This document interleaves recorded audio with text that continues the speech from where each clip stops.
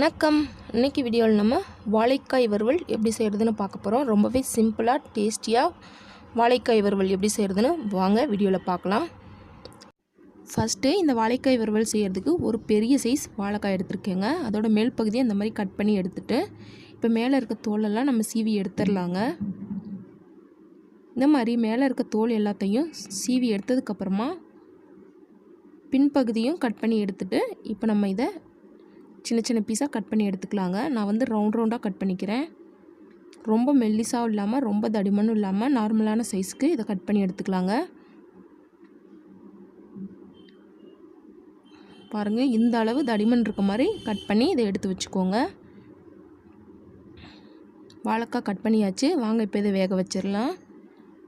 இதை வேக வைக்கிறதுக்கு ஒரு பாத்திரத்தில் 2 டம்ளர் அளவுக்கு தண்ணி சேர்த்துருக்கேங்க.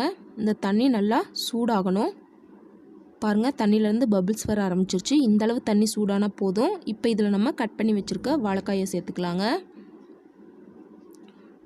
வாழைக்காயை சேர்த்துட்டு இந்த தண்ணி நல்லா கொதிக்கிற வரைக்கும் இதை சூடு பண்ணணுங்க. தண்ணி நல்லா கொதிச்சதுக்கப்புறமா அடுப்பை ஆஃப் பண்ணிடலாம். ரொம்ப நேரம் வாழைக்காயை வேக விடும்போது அது வந்து குழஞ்சு பிரிஞ்சு போயிருங்க. பாருங்கள், இந்த அளவு தண்ணி கொதிச்சதுக்கப்புறமா இப்போ நம்ம அடுப்பை ஆஃப் பண்ணிடலாம். இப்போ இதில் இருக்க தண்ணியை உடனே வடிகட்டிடணும். சுடு தண்ணியில் ரொம்ப நேரம் வாழைக்காய் இருந்துச்சுன்னா இது எல்லாமே அப்படியே உடஞ்சிரும். அதனால் உடனே இந்த மாதிரி வடிகட்டி இது தனியாக எடுத்து வச்சிடலாங்க. இந்த வாழைக்காயை முழுசாக வேக விடாமல் அரை வேக்காடு மட்டும் வேக வச்சு எடுத்து வச்சுருக்கோங்க. இப்போ நம்ம ஒரு பேன் அடுப்பில் வச்சு அதில் 2லேருந்து 3 டேபிள் ஸ்பூன் அளவுக்கு எண்ணெய் சேர்த்துக்கலாம். இந்த எண்ணெய் நல்லா சூடானதுக்கப்புறமா இதில் அரை டீஸ்பூன் அளவுக்கு கடுகு பொரிஞ்சதுக்கப்புறமா இது கூட நம்ம ஒரு கொத்து கருவேப்பிலையை சேர்த்துக்கலாங்க. இது ரெண்டுமே நல்லா பொரிஞ்சதுக்கப்புறமா இதில் நம்ம இப்போ மிளகாய்த்தூள் எல்லாம் சேர்த்துக்கலாங்க. இதுக்கு வந்து அரை டீஸ்பூன் அளவுக்கு தனி மிளகாய்த்தூள், 1 டீஸ்பூன் அளவுக்கு தனியாத்தூள், 1/4 டீஸ்பூன் அளவுக்கு கரம் மசாலா. வாழைக்காய் சாப்பிட்டா வாயு தொந்தரவு வருங்க. அதனால் வந்து கொஞ்சமாக பெருங்காயத்தூள் சேர்த்துக்கலாங்க.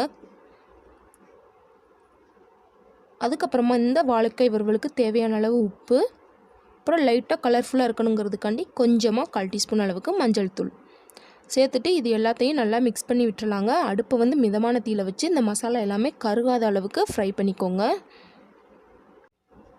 இந்த மிளகாய்த்தூள் எல்லாமே பச்சை வாசனை போகிற வரைக்கும் லைட்டாக ஃப்ரை பண்ணி விட்டுருங்க. இந்த அளவு லைட்டாக ஃப்ரை ஆனதுக்கப்புறமா இப்போ இதில் நம்ம அரை வேக்காடு வேக வச்சு எடுத்து வச்சுருக்க வாழைக்காயை சேர்த்துக்கலாங்க. இந்த மாதிரி வாழைக்காயை வறுக்கிறதுக்கு பதிலாக நீங்கள் இந்த மசாலா எல்லாத்தோட கொஞ்சமாக அரிசி மாவு சேர்த்து ஒரு 1/4 மணி நேரம் ஊற வச்சதுக்கப்புறமா எண்ணெயில் போட்டு பொரித்து எடுத்துக்கலாங்க. அதுவும் டேஸ்ட்டாக தான் இருக்கும். வாழைக்காய் எல்லாத்தையும் சேர்த்ததுக்கப்புறமா இது இந்த மசாலாவோட நல்லா ஒரு பெரட்டி விட்டுடலாங்க.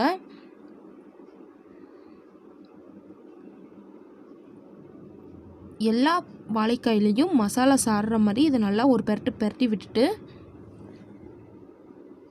அப்படியே இந்த வாழைக்காய் நல்லா முறுமுறுப்பாகிற வரைக்கும் இதை நம்ம வறுத்தி எடுத்துடலாங்க.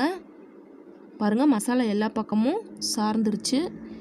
இப்போ இதை ஒரு 3லேருந்து 4 நிமிஷம் நல்லா முறுமுறுப்பாகிற வரைக்கும் மிதமான தீயிலே வேக விடலாங்க. இதை லைட்டாக அடிக்கடி பெரட்டி விட்டு வேக விடுங்க. பாருங்கள், சூப்பராக வாழைக்காயில் மசாலா எல்லாமே இறங்கி நல்லா கிறிஸ்பியாக வெந்துருச்சுங்க. இன்னும் 2 நிமிஷம் இந்த மாதிரியே பெரட்டி விட்டு வேக விடுங்க. வாழைக்காயும் முழுசாக வெந்துருச்சு. இப்போ நம்ம அடுப்பை ஆஃப் பண்ணிடலாங்க. அவ்வளோதாங்க, ரொம்பவே டேஸ்டியாக ரொம்ப சிம்பிளான வாழைக்காய் வறுவல் ரெடி ஆயிடுச்சு. கண்டிப்பாக இதே மாதிரியான வாழைக்காய் வறுவலை உங்கள் வீட்டிலையும் ட்ரை பண்ணி பார்த்துட்டு எப்படி வந்துச்சுன்னு கீழே கமெண்டில் சொல்லுங்கள். இந்த வீடியோ உங்களுக்கு பிடிச்சிருந்தால் லைக் பண்ணுங்கள், ஷேர் பண்ணுங்கள். மறக்காமல் சமையல் செய்வது எப்படி நம்மளோட சேனலை சப்ஸ்கிரைப் பண்ணிக்கோங்க. தேங்க்ஸ்.